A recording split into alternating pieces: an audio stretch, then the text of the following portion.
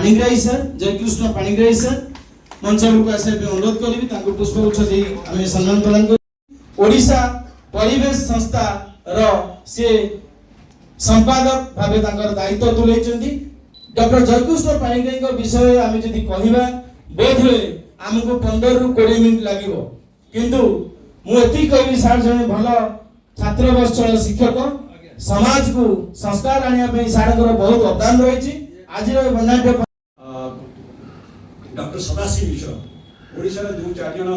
बहुत ज्ञानी लोक थे doctor Sadashiv Mishra one of them तो जो प्रभात मिश्र जो रेवेन्सा यूनिवर्सिटी बापा मुझे भेटिबार थोड़ा सौजन्य पाई सार को डाकिली सार गोटे गेस्ट लेकर आम कॉलेज को आम रेवेन्सा यूनिवर्सिटी कॉलेज आईता यूनिवर्सिटी तेणु सार कौन कहले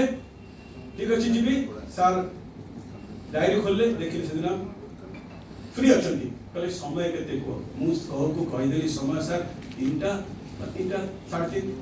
मत फेरे देले कहले you go and ask professor whether 3 और 3:30 रोटरियन डॉक्टर प्रसन्न चौधरी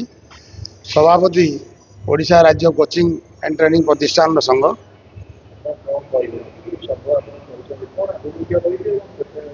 देखु संघ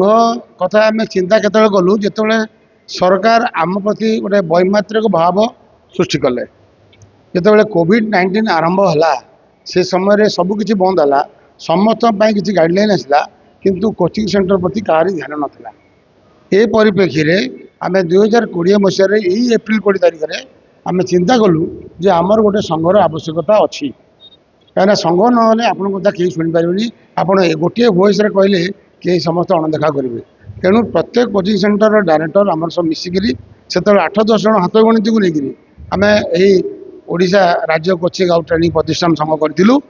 आज को 5 वर्ष है आज को 5 वर्ष है आम आज वार्षिक उत्सव पालन करुँ समस्त जिलूर कोचिंग सेंटर ओनर सब धाई आसती जे जदि आम ओक्टा सहित सामिल होइचु ताले निश्चित भाव में आगामी दिन में आमर भविष्य कार्यपंथा आम अवलंबन करूँ अर्थात आम गोटे दिगरे आम कहूँ सरकार को निवेदन जे आमको एमएसएमई माध्यम सामिल करा जाऊ जेहेतु आम गोटे सर्विस इंडस्ट्री रोचु तो जदि आमको एमएसएमई रे सामिल करी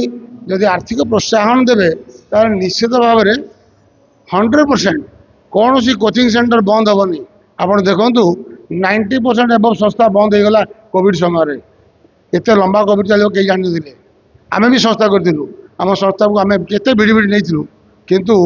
ए मेंटेन करना बहुत कष्ट हुए किंतु जदि सरकार को आर्थिक स्थिति रही था प्रोत्साहन रही था ताहले देखते कौन संस्था बंद नहीं था कहीं सब संस्था गुणात्मक शिक्षापी चिंता करुले प्रकट करुले तो यही दिगरे आम प्रथम कम करुँ आउ गोटे कम है आमर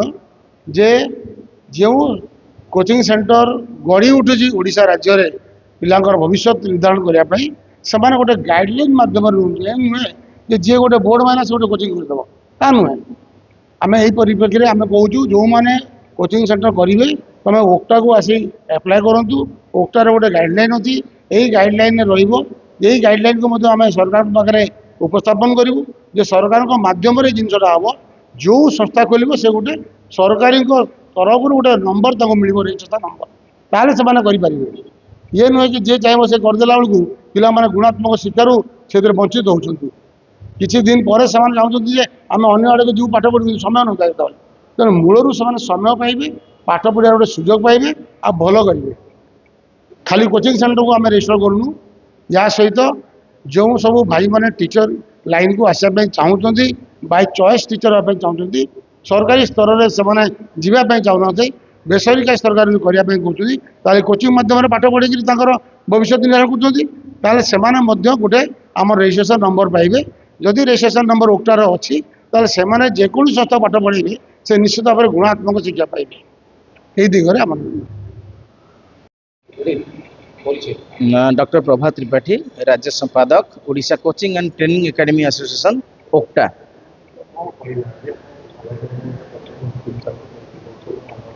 संगठन तो 2020 मसीहा एप्रिल 20 दिन आम आरंभ करूँ यहाँ समस्त स्वर थिला कोचिंग को समृद्ध करवा कोचिंग अनुष्ठान को गोटे नुआ दिशा देखा चेष्टा करूँ कोविड-19 समय समस्त एकजुट करने एवं राज्य सरकार पाखे आम प्रतिवाद थिला जे कोचिंग को गोटे स्पेशल कैटेगरी को ले जाऊ स्कूल कॉलेज सहित आमको समाधान ताको समान करंतुनी कहीं स्कूल कॉलेज जदिओ गुणात्मक शिक्षा प्रदान करा जाए ताठू अधिक गुणात्मक शिक्षा कोचिंग सेंटर दि जाए जहाँ मोर सभापति कही आज अभिभाषण में तेणु आज ये बनाटे परिवेश में आम जो कार्यक्रम अरेंज करूँ आनुआल फंक्शन वार्षिक उत्सव आम समस्ते बर्तमान ये वार्षिक उत्सव मनाऊँ आगामी दिन में उक्तार कार्यपंथा आमर आम डिक्लेयर करूँ बहुत गुड़े पदक्षेप नबू ओडिशा रे समस्त कोचिंग सेंटर को आम गोटे सूतार बांधिया चेष्टा करूँ समस्ते आम ओक्टा माध्यम रे समस्ते बेनिफिटेड हेबे एवं ओक्टा को आगू नबू आम भितर सुसंपर्क रहिबो एवं भल पॉलिसी मेकिंग करिकी आमे समस्त कोचिंग मानक बेनिफिटेड करने पे चेष्टा करूँ सर एबे तो आमर गोटे ग्रुप अच्छी 10टी ग्रुप 1300 भाया मेंबर अच्छा कोविड समय आम कहीं क्या चिन्ह नु समस्ते ग्रुप रे आड हो गले परवर्ती मुहूर्त में मीटिंग फिटिंग आसिले 70-80 लोक आसछन्ती आज पाखापाखि शताधिक आसछन्ती विभिन्न कर्नर राउरकेला आसछन्ती ब्रह्मपुर आसछन्ती कोरापुट आसछन्ती किछि लोक व्यस्त अच्छा हठात आसिक फंक्शन अटेंड कर जाउछन्ती जीवा आसवा लगी रही तथापि जेहेतु यहाँ प्रथम वार्षिक उत्सव आम खुशी अच्छे लोक मैंने आसुँच रेस्पॉन्ड कर ओक्टा माध्यम समस्ते निजर डेभलपमेंट कथा चिंता कर